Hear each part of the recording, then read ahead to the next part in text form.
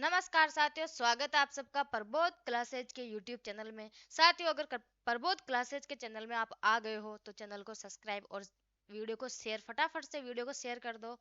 आज की अपनी प्रश्नोत्तरी रहने वाली है क्वेश्चन नंबर 26 से लेकर क्वेश्चन नंबर 50 तक। और आपको पता है कि आपके 10,000 प्रश्नों की प्रश्नोत्तरी यानी एमसीक्यू चल रही हैं। तो इसके अंदर आज की अपनी दूसरी वीडियो है जो हिंदी साहित्य के इतिहास के अंदर आदिकाल से संबंधित आपके सामने प्रश्न आ रहे हैं। तो आपके सामने स्क्रीन प्रश्न दिख रहा होगा आपको कि 26वें नंबर का प्रश्न है, शिव सिंह सरोज का रचना काल है। तो आपके पास ऑप्शन है, तो आप फटाफट से मुझे ऑप्शन देखें और इसका उत्तर दें। मैं सबके कमेंट देख रही हूँ कौन इसका उत्तर सही देता है। इसका कमेंट आ रहे हैं मेरे पास 1883 ईस्वी, 1883 ईस्वी बिल्कुल सही। 1883 ईस्वी एकदम सही आंसर है इसका। साथियों, आपको पता है कि शिव सिंह सेंगर ने शिव सिंह सरोज का रचना काल इसकी रचना कब की थी? तो 1883 ईस्वी में इसकी रचना की थी। और ये क्वेश्चन कब आया था एग्जाम में? तो आपके पास ये तो केवीएस पीजीटी 2018 का जो एग्जाम हुआ था उसके अंदर ये क्वेश्चन पूछा गया था। तो आपको पता है शिव सिंह सेंगर ने सरोज जो रचना है वो कब रचना की थी? तो 1883 ईस्वी में। ठीक है, तो इसका पहला ऑप्शन एकदम बिल्कुल सही हो जाएगा।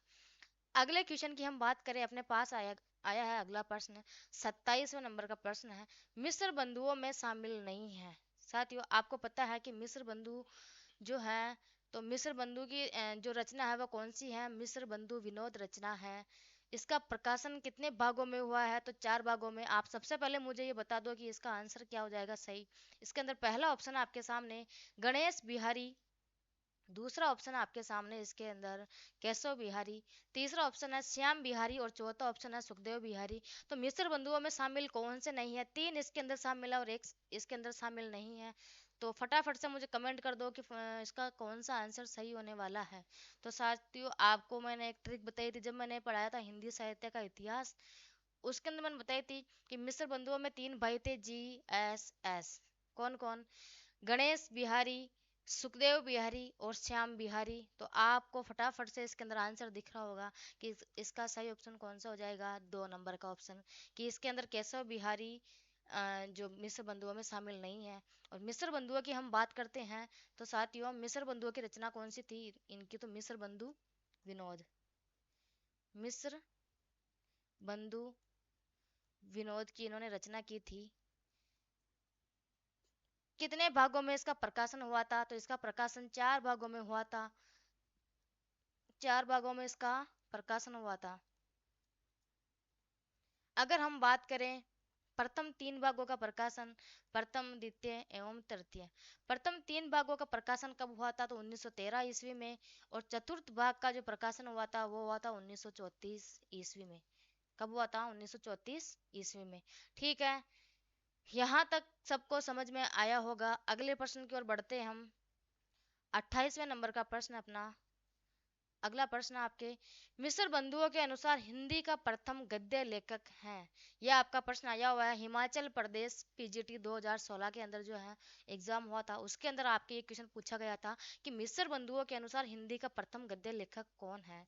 तो साथ ही आपके पास ऑप्शन है, पहला ऑप्शन है सरैपा, दूसरा ऑप्शन है विद्यापति, तीसरा ऑप्शन है आपके सामने गोरखनाथ और चौथा ऑप्शन है आपके पास अमीर खुसरो। फटाफट से साथियों आंसर मुझे कमेंट बॉक्स में आ जाना चाहिए कि मिस्र बंधुओं के अनुसार हिंदी के प्रथम गद्य लेखक कौन है। तो इसका सही आंसर हो जाएगा गोरखनाथ। गोरखनाथ बिल्कुल सही है, गोरखनाथ एकदम सही आंसर हो जाएगा। ठीक है साथियों, इसके बाद आगे हम बात करते हैं 29 नंबर के प्रश्न पे हम चलते हैं। अगला प्रश्न है अपना, हिंदी साहित्य के इतिहास का काल विभाजन करते हुए आचार्य रामचंद्र शुक्ल ने प्रथम काल का नामकरण वीरगाथा काल दिया। किसने? आचार्य रामचंद्र शुक्ल ने प्रथम काल का नामकरण वीरगाथा काल नाम दिया। तो वहीं आचार्य हजारी प्रसाद द्विवेदी ने जो है वो इसको हिंदी साहित्य इतिहास का काल विभाजन किया। तब इन्होंने वीरगाथा काल की जगह इन्होंने क्या नाम दिया था? तो आपके पास ऑप्शन है, पहला ऑप्शन है आदिकाल, दूसरा है सिद्ध काल, तीसरा ऑप्शन है चारण काल और चौथा का ना जो ऑप्शन आपके पास वो है अपभ्रंश काल। यानी कि साथियों, आचार्य रामचंद्र शुक्ल ने अगर आदिकाल को वीरगाथा काल कहा है तो वहीं आचार्य हजारी प्रसाद द्विवेदी जी आदिकाल को क्या नाम देते हैं? फटाफट से मुझे कमेंट बॉक्स में आंसर मिल जाना चाहिए सबका। बिल्कुल सही सही सही, एकदम पहला ऑप्शन आदिकाल, आदिकाल एकदम सही उत्तर है। आदिकाल आंसर सबका आ रहा है, तो आदिकाल इसका एकदम सही आंसर है। साथ ही यही हम बात करते हैं एक बार की और किस, जो आपके पास जो भी है, जो कवि है, उन्होंने क्या नाम दिया था आदिकाल को। तो एक बार हम इस बारे में चर्चा कर लेते हैं कि आदिकाल ने और किस कवि ने क्या नाम दिया था। तो सबसे पहले हम बात करते हैं कि आदिकाल को संधि चारण काल कहने वाले कौन है। संधि चारण काल, आदिकाल को संधि चरण काल किसने कहा था? तो डॉक्टर राम कुमार वर्मा ने। डॉक्टर राम कुमार वर्मा ने संधि चारण काल कहा। और अगर हम बात करें कि सिर्फ चारण काल किसने कहा था आदिकाल को, तो चारण काल नाम किसने दिया था? तो जॉर्ज गिरियसन ने। ये दोनों जो प्रश्न है बहुत कंफ्यूजन वाले हैं और एग्जाम में कितनी बार पूछे गए हैं, तो आपको इसको अच्छे से ध्यान रखना है कि इसका सही आंसर क्या होगा। यानी कि संधि चारण काल नाम किसने दिया? तो डॉक्टर राम कुमार वर्मा ने। और वहीं चारण काल नाम किसने दिया था आदिकाल को? तो वो दिया था जॉर्ज ग्रियर्सन ने। ठीक है, इसके बाद हम बात करते हैं सिद्ध सामंत काल किसने दिया नाम। सिद्ध सामंत काल, ये किसने दिया? तो ये दिया था राहुल सांकृत्यायन जी ने। किसने दिया था? राहुल सांकृत्यायन जी ने। इसके बाद आगे हम बात करते हैं कि बीज वपन काल किसने दिया। बीज वपन, बीज वपन नाम तो ये दिया था महावीर प्रसाद द्विवेदी ने। महावीर प्रसाद द्विवेदी ने। इसके बाद आगे हम बात करते हैं कि आरंभिक काल किसने कहा था। तो आरंभिक काल की बात हम करें तो मिस्र बंधुओं ने आरंभिक काल कहा था। आरंभिक काल, आरंभिक काल किसने कहा था? तो वो कहा था मिस्र बंधुओं ने। किसने कहा था? मिस्र बंधुओं ने। ठीक है, इसके बाद हम बात करते हैं आगे कि आधार काल किसने कहा था। तो आधार काल की हम बात करते हैं तो आधार काल मोहन अवस्थी ने कहा था। आधार काल मोहन अवस्थी या फिर सुमन राजे। मोहन अवस्थी या फिर सुमन राजे ने भी क्या कहा था? आधार काल। ठीक है, इसके बाद हम बात करते हैं कि अंधकार काल किसने कहा था। तो अंधकार काल की हम बात करते हैं तो पृथ्वीनाथ कमल कुलश्रेष्ठ ने अंधकार काल कहा था। अंधकार काल, अंधकार काल की हम बात करें तो ये किसने कहा था? पृथ्वीनाथ कमल कुलश्रेष्ठ। कमल कुलश्रेष्ठ। ठीक है, और अपभ्रंश काल किसने कहा था? तो धीरेन्द्र वर्मा और बच्चन सिंह ने अपभ्रंश काल कहा था। वही अगर हम बात करें शून्य काल या उन्मेष काल किसने कहा था? तो गणपति चंद्र गुप्त ने कहा था। ठीक है, 29वें प्रश्न के साथ साथ आपको एक बार भाई किस कवि ने क्या नाम दिया था आदिकाल को नामकरण के अंदर, तो आपने देख लिया होगा कि आचार्य रामचंद्र शुक्ल ने वीरगाथा काल कहा था। हजारी प्रसाद द्विवेदी ने आदिकाल कहा था। संधि चरण काल डॉक्टर रामकुमार वर्मा ने कहा था। चरण काल जॉर्ज गिरियसन ने कहा। सिद्ध सामंत काल राहुल सांकृत्यायन जी ने कहा था। बीज वपन काल महावीर प्रसाद द्विवेदी जी कहते हैं। आरंभिक काल मिस्र बंधुओं ने कहा था। आधार काल मोहन अवस्थी या सुमन राजे ने कहा था। अंधकार काल पृथ्वीनाथ कमल कुल श्रेष्ठ ने कहा था। शून्य काल या उन्मेष, उन्मेष का काल गणपति चंद्र गुप्त कहते हैं। और अपभ्रंश काल किसने कहा था? तो धीरेन्द्र वर्मा या फिर बच्चन सिंह ने कहा था। ठीक है, अगले प्रश्न की ओर बढ़ते हैं हम 30वें प्रश्न की ओर। फटाफट से मुझे 30वें प्रश्न का जो आंसर चाहिए वो है हिंदी साहित्य के इतिहास का काल विभाजन करने वाले प्रथम इतिहासकार कौन है। हिंदी साहित्य का काल विभाजन करने वाले प्रथम इतिहासकार कौन है? आपके सामने पहला ऑप्शन है, पहले ऑप्शन की ओर बढ़ते हैं हम, राहुल सांकृत्यायन जी। दूसरा ऑप्शन है आचार्य रामचंद्र शुक्ल। तीसरा ऑप्शन है आपके सामने जॉर्ज गिरियसन। और चौथा ऑप्शन है मिस्र बंधु। फटाफट से साथियों आंसर देने की कृपा करें आप लोग। हिंदी साहित्य के इतिहास का काल विभाजन करने वाले प्रथम इतिहासकार कौन है? तो इसका एकदम सही आंसर जो है वो हो जाएगा जॉर्ज गिरियसन। कौन है? जॉर्ज गिरियसन, जिन्होंने हिंदी साहित्य का काल विभाजन किया था सर्वप्रथम। ठीक है, अगले प्रश्न की ओर हम बढ़ते हैं। तो अगले प्रश्न की ओर 31वां प्रश्न आपके सामने। डॉक्टर राम कुमार वर्मा ने हिंदी साहित्य का आरंभ कब माना था? डॉक्टर राम कुमार वर्मा ने हिंदी साहित्य का आरंभ कब माना था? ये आपका जो प्रश्न है वो NVS PGT 2019 में आया था। कब आया था? NVS PGT 2019 के अंदर जो है ये प्रश्न आया था, डॉक्टर राम कुमार वर्मा ने हिंदी साहित्य का आरंभ कब माना पहले ऑप्शन की ओर हम चले तो सबसे पहले इसमें 1000 ईस्वी माना था, 1050 ईस्वी दूसरा ऑप्शन। तीसरा ऑप्शन आपके सामने 700 ईस्वी और चौथा ऑप्शन आपके पास 693 ईस्वी। साथियों इसका एकदम जो सही आंसर है, डॉक्टर राम कुमार वर्मा ने हिंदी साहित्य का आरंभ माना था। बिल्कुल सही आंसर 693 ईस्वी, एकदम सही आंसर है 693 ईस्वी, जो डॉक्टर राम कुमार वर्मा ने हिंदी साहित्य का आरंभ माना था। इसके बाद हम बात करें अगर साथियों, आचार्य रामचंद्र शुक्ल जी, रामचंद्र शुक्ल जी ये हिंदी साहित्य का आरंभ कब मानते हैं? तो ये मानते हैं 993 ईस्वी। और इसके बाद अगर हम बात करें डॉक्टर राम कुमार वर्मा क्या मानते हैं, तो आपको 693 ईस्वी हो गया। और वहीं अगर हम जॉर्ज ग्रियर्सन की बात करें कि जॉर्ज ग्रियर्सन है वो हिंदी साहित्य का आरंभ कब मानते हैं, तो वो 643 ईस्वी मानते हैं। कौन? George Grierson. जॉर्ज ग्रियर्सन 643 ईस्वी मानते हैं। ठीक है। इसके बाद हम बात करते हैं कि राहुल सांकृत्यायन जी हिंदी साहित्य का आरंभ कब से मानते हैं? राहुल सांकृत्यायन जी तो ये मानते हैं हिंदी साहित्य का आरंभ आपके 760 ईस्वी से। ठीक है। इसके बाद अगर हम बात करें कि मिस्र बंधु, जो मिस्र बंधु है वो हिंदी साहित्य का आरंभ कब से मानते हैं? मिस्र बंधु तो ये मानते हैं हिंदी साहित्य का आरंभ आपके 643 ईस्वी से। ठीक है। 643 ईस्वी से मानते हैं। ठीक है साथियों। और अगर इसके बाद हम बात करें गणपति चंद्रगुप्त कब से मानते हैं, तो गणपति चंद्रगुप्त जी आपके हैं वो 1184 ईस्वी से हिंदी साहित्य का आरंभ मानते हैं। ठीक है। इसका चौथा ऑप्शन अपने एकदम बिल्कुल सही हो जाएगा। अगले क्वेश्चन की ओर हम बात करें, 32वें नंबर का प्रश्न है, आचार्य रामचंद्र शुक्ल के अनुसार आदिकाल का समय है। आचार्य रामचंद्र शुक्ल के अनुसार आदिकाल का समय है आपके सामने पहला ऑप्शन है। पहले ऑप्शन की ओर हम चलते हैं तो पहला ऑप्शन आपके सामने वो है संवत 1050 से 1350 विक्रमी, यानी विक्रम संवत 1050 से 1350 ईस्वी मानते हैं, या फिर विक्रम संवत 1075 से 1350 मानते हैं, या विक्रम संवत 1050 से 1375 मानते हैं, या फिर आपके सामने चौथा ऑप्शन है 1050 से 1350 विक्रमी संवत मानते हैं। तो साथियों इसका जो सही ऑप्शन है, उत्तर है, वो एकदम आप मुझे फटाफट से कमेंट बॉक्स में बता दो।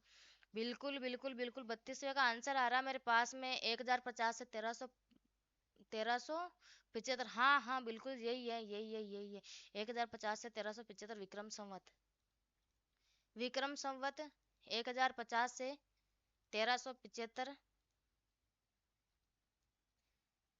आदिकाल का समय मानते कौन? आचार्य रामचंद्र शुक्ल जी। अगर यही अगर हम ईस्वी सन की बात करें तो 993 ईस्वी से आपके सामने हो जाएगा ये 1318 ईस्वी तक मानते कौन? आचार्य रामचंद्र शुक्ल जी, जो आदिकाल का समय मानते वो।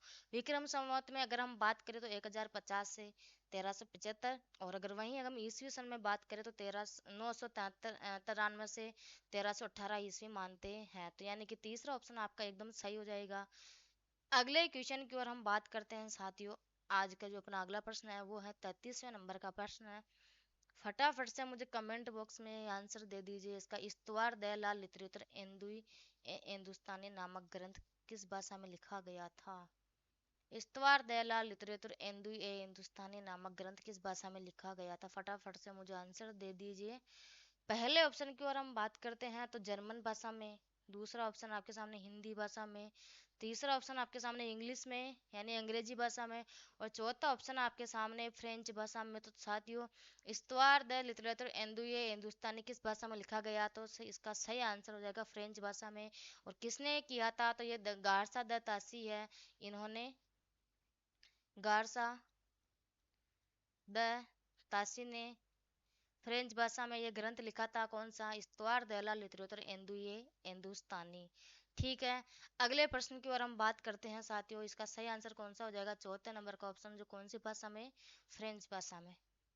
निम्नलिखित में से किसकी गणना सिद्धों व नाथों दोनों में होती है? साथ ही फटाफट मैंने जो क्वेश्चन पढ़ाए थे ना उसमें से ही सारे क्वेश्चन आप आराम से मेरी जो क्लासें हैं क्लास 1 से लेके आप मुझे मैंने अब तक जितना पढ़ाया है आप उतना देखना।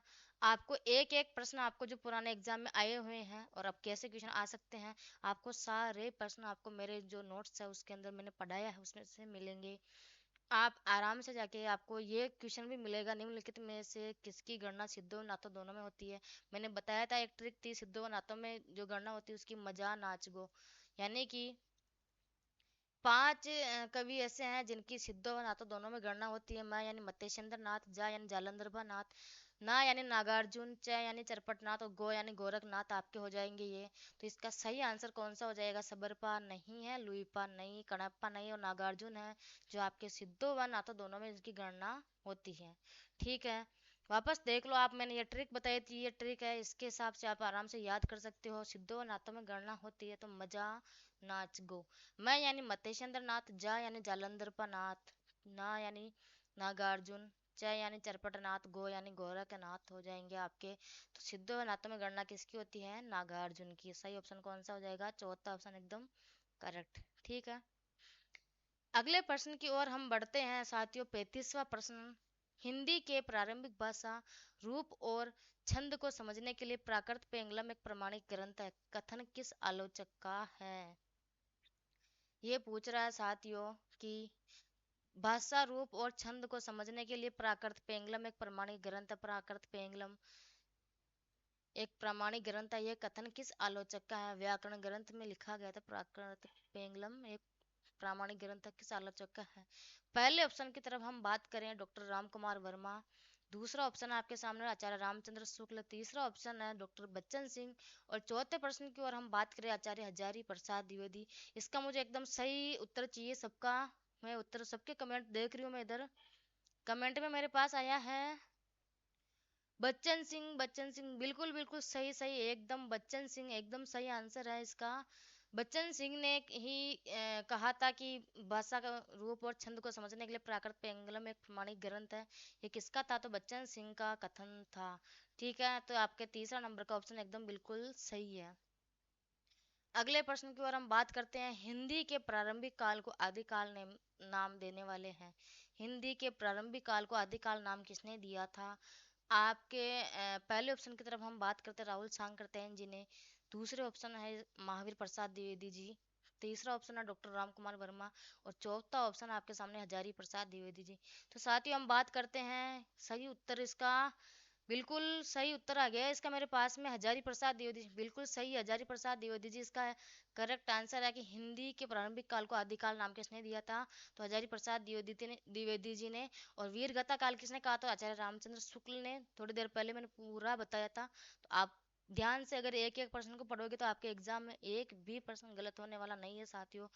बिल्कुल नोट्स पढ़ने के बाद आपकी आप मैम, हाँ बिल्कुल बिल्कुल बिल्कुल, आपके प्रश्न मैं प्रश्न जो लेके आई हूँ ना आपके एग्जाम में, आपको ऐसे ही प्रश्न देखने को मिलेंगे। साथियों 10,000 प्रश्नोत्तरी कम नहीं है आपके सामने, 10,000 प्रश्न बहुत ज्यादा होते हैं।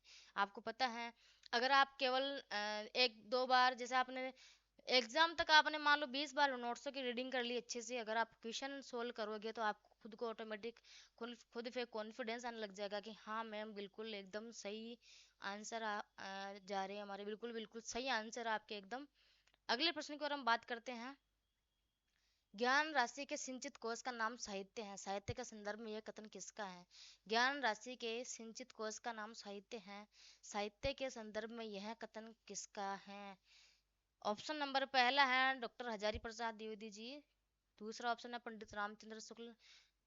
पंडित रामचंद्र शुक्ल कब से होने लगे?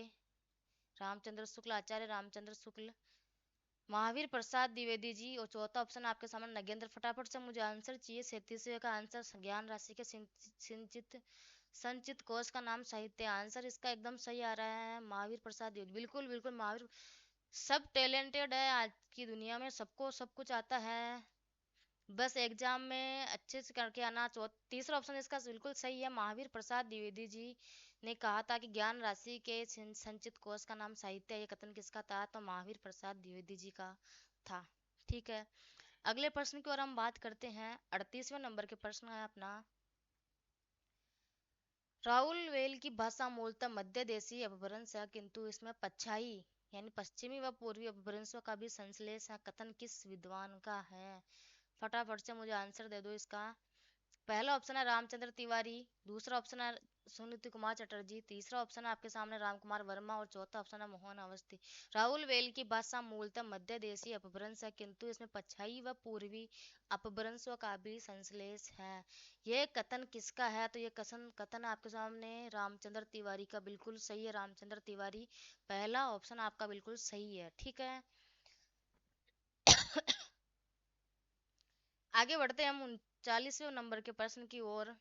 फिर से आपके सामने कथन वाला प्रश्न है। सिद्धों की उद्धृत रचनाओं की भाषा देश भाषा, मिश्रित अपभ्रंश या पुरानी हिंदी की काव्य भाषा है? कथन किस विद्वान का है? सिद्धों की उद्धृत रचनाओं की भाषा देश भाषा, मिश्रित अपभ्रंश या पुरानी हिंदी की काव्य भाषा है? कथन किस विद्वान का है? तो आपके सामने पहला ऑप्शन है डॉक्टर नगेंद्र, दूसरा ऑप्शन है आचार्य हजारी प्रसाद द्विवेदी जी, तीसरा ऑप्शन है रामचंद्र शुक्ल और चौथा ऑप्शन आपके सामने डॉक्टर राम कुमार वर्मा। तो इसका सही उत्तर क्या हो जाएगा साथियों? 39वें नंबर के प्रश्न का सही उत्तर हो जाएगा आपके सामने रामचंद्र शुक्ल। बिल्कुल सही आंसर दिया है। आचार्य रामचंद्र शुक्ल जी ने ही ये कथन दिया था कि सिद्धों की उद्धृत रचनाओं की भाषा देश भाषा, मिश्रित अपभ्रंश या पुरानी हिंदी की काव्य भाषा है। किसका कथन है? आचार्य रामचंद्र शुक्ल का। 3 नंबर का ऑप्शन एकदम बिल्कुल सही आंसर है। ठीक है, अगले प्रश्न की ओर हम बात करते हैं। 40वें नंबर का प्रश्न है। 50 प्रश्न है साथियों, 10 प्रश्न और है। बहुत शानदार प्रश्न है, बने रहिए, बिल्कुल भी स्किप मत करना वीडियो को, क्योंकि हर एक प्रश्न आपके लिए बहुत महत्वपूर्ण होने वाला है। आपके सामने फिर से कथन है, विद्यापति का संसार ही दूसरा है, वहाँ सदैव कोकिलाएं ही कूजन करती हैं, फूल खिला करते हैं पर उनमें कांटे नहीं होते, राधा रात भर जगा करती हैं, उसके नेत्रों में ही रात समा जाती है, शरीर में सौंदर्य के सिवाय कुछ भी नहीं है। कथन किस आलोचक का है? साथियों, कथन को फिर से दोबारा पढ़ो। विद्यापति का संसार ही दूसरा है, वहाँ सदैव कोकिलाएं ही कूजन करती हैं, फूल खिला करते हैं पर उनमें कांटे नहीं होते हैं, राधा रात भर जगा करती हैं, उसके नेत्रों में ही रात समा जाती है, शरीर में सौंदर्य के सिवाय कुछ भी नहीं है। कथन किस आलोचक का है? तो सबसे पहले हम ऑप्शन देखते हैं। ऑप्शन नंबर 1 है आपके सामने डॉक्टर नगेंद्र, दूसरा ऑप्शन आपके सामने डॉक्टर राम कुमार वर्मा, तीसरा ऑप्शन है रामचंद्र शुक्ल और आपके सामने चौथा ऑप्शन है राम स्वरूप चतुर्वेदी। तो फटाफट से मुझे कमेंट कर दो कि ये किसका है कथन। डॉक्टर राम कुमार वर्मा, बिल्कुल सही आंसर आ रहा है इसमें कि विद्यापति का संसार ही दूसरा है, वह सदैव कोकिलाएं ही कूजन करती हैं, फूल खिला है पर उनमें कांटे नहीं होते हैं, राधा रात भर जगा करती है, उसके नेत्रों में ही रात समा जाती है, शरीर में सौंदर्य के सिवाय कुछ भी नहीं है। कथन किस आलोचक का है? तो डॉक्टर राम कुमार वर्मा का बिल्कुल सही आंसर है। बिल्कुल सही आंसर है, डॉक्टर राम कुमार वर्मा का ये कथन है। ठीक है, अगला प्रश्न है अपना, the modern vernacular literature of northern Hindustan के लेखक कौन है? साथियों, बहुत ही महत्वपूर्ण प्रश्न है, ये तो काफी बार पूछा गया है, आपको भी पता होगा, आप जब पुराने क्वेश्चन पढ़ते हो तो ऐसे क्वेश्चन तो कितनी बार आ चुका है ये क्वेश्चन। तो the modern vernacular literature of northern Hindustan के लेखक कौन है? तो 41वें नंबर का प्रश्न, फटाफट से मुझे इसका आंसर आना चाहिए कमेंट बॉक्स में, क्योंकि बहुत सरल प्रश्न है ये तो, है ना? तो इसका आंसर मुझे फटाफट से चाहिए। आंसर नंबर फर्स्ट की तरफ हम बात करें, जॉर्ज गिरेसन, दूसरा ऑप्शन है शिव सिंह सेंगर, तीसरा ऑप्शन है आपके पास गारसा दत्तासी और चौथा ऑप्शन है सुखदेव बिहारी मिश्र। इसका सही ऑप्शन हो जाएगा साथियों जॉर्ज गिरेसन, बिल्कुल सही आंसर है जॉर्ज गिरेसन, इसका सही आंसर हो जाएगा। The modern vernacular literature of northern Hindustan के लेखक कौन है? जॉर्ज गिरेसन। और इसका अनुवाद किसने किया था? इसके अनुवाद के बारे में हम बात करें तो किशोरी लाल गुप्त ने, किशोरी लाल गुप्त ने इसका हिंदी में अनुवाद किया था। ठीक है, किशोरी लाल गुप्त ने इसका हिंदी में अनुवाद किया था, काफी बार पूछा गया ये प्रश्न भी, इसका अनुवाद किसने किया? तो किशोरी लाल गुप्त ने। प्रश्न क्या था? The modern vernacular literature of northern Hindustan के लेखक कौन है? तो जॉर्ज गिरेसन। और इसका जो अनुवाद किसने किया था? तो किशोरी लाल गुप्त ने इसका अनुवाद किया था। ठीक है, अगले प्रश्न की ओर हम बात करते हैं। 42वें प्रश्न की ओर आ गए हम। कथन से संबंधित प्रश्न है साथियों। पुष्पदंत बहुत शक्ति संपन्न कवि थे। काव्य के सभी रूपों और अवयवों पर इनका पूर्ण अधिकार था। कथन किस आलोचक का है? जिनको अभी तक कथन समझ में नहीं आया वो फिर से दोबारा पढ़े। पुष्पदंत बहुत शक्ति संपन्न कवि थे। काव्य के सभी रूपों और अवयवों पर इनका पूर्ण अधिकार था। कथन किस आलोचक का है? तो फटाफट से आप आंसर दे दीजिए मुझे कमेंट बॉक्स में। तब तक हम ऑप्शन की तरफ चर्चा करते हैं कि पहला ऑप्शन है इसका क्या ऑप्शन है, वो क्या है? हजारी प्रसाद द्विवेदी जी का कथन है। ख ऑप्शन है इसमें रामचंद्र शुक्ल जी का कथन है। ग ऑप्शन है गणपति चंद्र गुप्त जी का कथन है, या फिर ये डॉक्टर राम कुमार वर्मा का कथन है। फटाफट से मुझे ये सही उत्तर चाहिए इस क्वेश्चन का। किस किसने पढ़ा है? बहुत सारे तो ऐसे होंगे जिन्होंने ये क्वेश्चन देखे भी नहीं होंगे आलोचक, क्योंकि बहुत कम लोग कथन बताते हैं जब मैटर पढ़ाते हैं तब। बिल्कुल सही है, क्योंकि आजकल कथन बहुत कम, वैसे अब हर टीचर बताने लग गया, लेकिन मेरी जो आप क्लास देखोगे ना शुरू से ही, अभी अपने आदिकाल चल रहा है। आदिकाल आपका जो है वो समाप्त होने वाला है। मैं भक्ति काल की तरफ चलने वाली हूँ थोड़े दिनों में। आपकी मुश्किल से आदिकाल की एक दो क्लासें और बची है तो वो खत्म हो जाए, उसके बाद आपको भक्ति काल पढ़ाऊंगी। फटाफट से मुझे इसका आंसर, बिल्कुल सही आंसर आया इसका हजारी प्रसाद द्विवेदी जी। किसी ने तो दिया, मतलब किसी ने पढ़ा है कि इसका आंसर सही हजारी प्रसाद द्विवेदी जी का कथन है ये।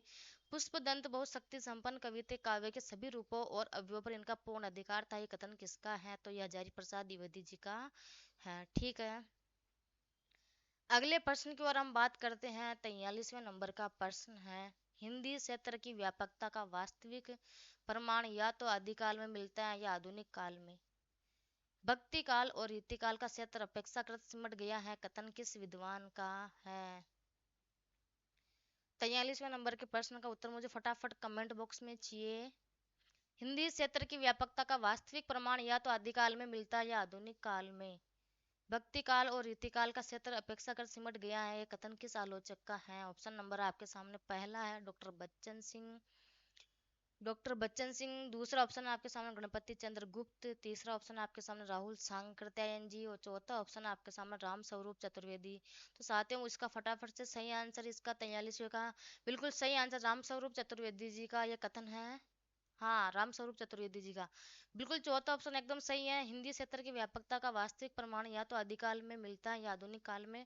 भक्ति काल और रीतिकाल का क्षेत्र अपेक्षाकृत सिमट गया है। ये कथन किसका? तो राम स्वरूप चतुर्वेदी जी का है। ठीक है, आगे बढ़ते हैं। अगर किसी भी स्टूडेंट की कोई प्रॉब्लम हो, समस्या हो, तो मुझे कमेंट करके बताएं। किसी का कोई क्वेश्चन है? 2 मिनट का समय दे रही हूँ। साथियों आप बीच बीच में क्लास शेयर भी कर दिया करें, शेयर करने के लिए कोई कसर ना छोड़े आप। ठीक है, जितने भी आपके साथी लोग हैं, जितने आपके पास हिंदी ग्रुप है, बहुत सारे आजकल तो व्हाट्सएप पे टेलीग्राम पे सब में ग्रुप होते हैं, तो आप ग्रुप में इनको शेयर किया करें। क्योंकि 10,000 प्रश्नों की प्रश्नोत्तरी छोटी बात नहीं है। आपको पता है कि आपका पूरा जो हिंदी साहित्य का जो हिंदी सब्जेक्ट है वो पूरा आपके इसी के अंदर कवर हो जाएगा क्वेश्चन के माध्यम से ही।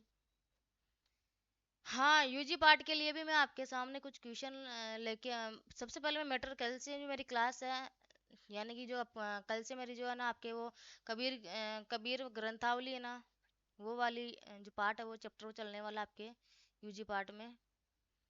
हम्म, बिल्कुल बिल्कुल सही है। ठीक है, आगे की ओर चले हम। और किसी का कोई प्रश्न है? नहीं है? ठीक है ठीक है, हाँ इसका राम स्वरूप चतुर्वेदी सही आंसर है। ठीक है, आगे बढ़ते हैं हम। 44वें प्रश्न की ओर बढ़ते हैं हम। पंडित सैल सत बखानई देहि बुद्ध सत बसंत न जाने। किस रचनाकार की पंक्तियां है?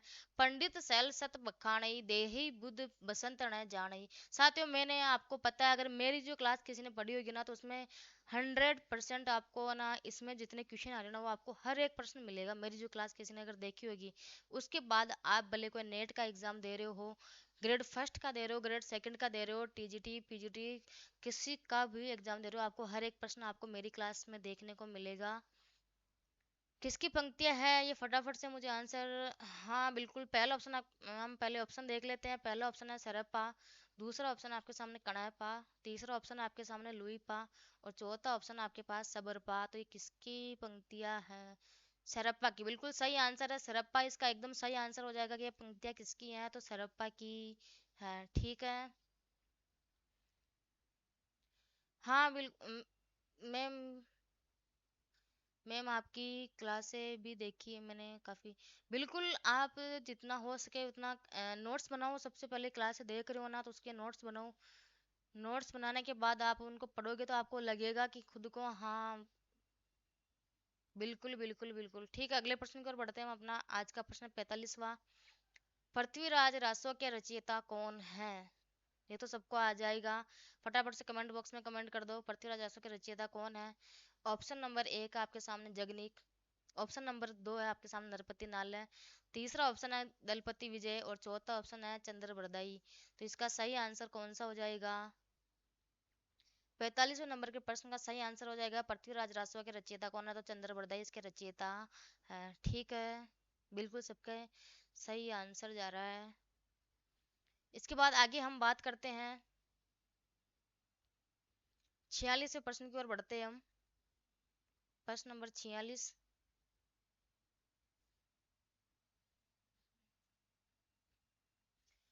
वर्ण क्रमानुसार लिखा गया हिंदी साहित्य के इतिहास का प्रथम ग्रंथ निम्नलिखित में से कौन सा है? वर्ण क्रम के अनुसार लिखा गया हिंदी साहित्य के इतिहास का प्रथम ग्रंथ निम्नलिखित में से कौन सा है? फटाफट से साथियों आंसर। पहले ऑप्शन की तरफ हम बात करते हैं तो 252 वैष्णव की वार्ता। दूसरा ऑप्शन है इस्तवार दयालाल इतरेतर हिंदुस्तानी। तीसरा ऑप्शन है आपके सामने 84 वैष्णव की वार्ता और चौथा ऑप्शन है आपके सामने कवि माला। फटाफट से मुझे इसका सही आंसर दे दीजिएगा। इसका सही आंसर क्या है? इसका आंसर दे रहे हैं इस्तवार दयालाल लिटरेचर हिंदुस्तानी। बिल्कुल बिल्कुल सही सही सही, बिल्कुल सही। साथ ही इसका आंसर है वो इस्तवार दयालाल लिटरेचर हिंदुस्तानी है, जो वो वर्ण क्रम के अनुसार हिंदी साहित्य का प्रथम इतिहास ग्रंथ है। और ये लिखा किसने था? तो ये इसके जो विद्वान है वो फ्रेंच विद्वान ने लिखा था इसको। किसने? फ्रेंच विद्वान ने लिखा था। और इसके बारे में हम बात करें तो इनकी भाषा कौन सी थी? भाषा के बारे में तो इसकी भाषा थी फ्रेंच। और कौन सी पद्धति में लिखा गया? तो ये आपको पता चल गया कि ये वर्णानुक्रम पद्धति में लिखा गया प्रथम ग्रंथ है। वर्णानुक्रम पद्धति में लिखा गया प्रथम इतिहास ग्रंथ है। ठीक है, सबका सही आंसर इस्तवार द लिटरेचर हिंदुस्तानी। दूसरा ऑप्शन बिल्कुल सही करेक्ट है आंसर। अगले प्रश्न की ओर हम बात करते हैं 47वें प्रश्न। किस इतिहास लेखक ने अपने इतिहास ग्रंथ में लगभग 5000 कवियों का विवरण दिया है? लगभग 5000 कवियों का विवरण किसने दिया था? साथियों 4591 कवि थे, यानी कि लगभग 5000 माने गए थे। लगभग 5000 माने गए थे। तो ये किस कवि ने विवरण दिया था? किस इतिहास ग्रंथ में लगभग? तो कौन सा इतिहास ग्रंथ था? पहला ऑप्शन के बारे में हम बात करें तो वो है आचार्य रामचंद्र शुक्ल लेखक। दूसरा आपके पास है शिव सिंह सेंगर। तीसरे हैं सर जॉर्ज ग्रेसन और चौथा है मिस्र बंधु।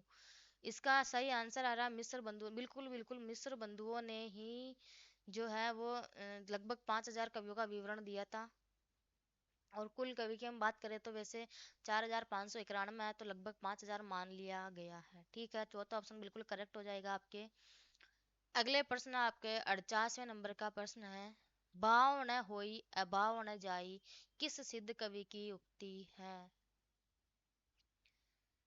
पहले ऑप्शन की तरफ हम बात करते हैं सबरपा। दूसरा है कणप्पा। तीसरा है लुईपा और चौथा है कुकुरिपा।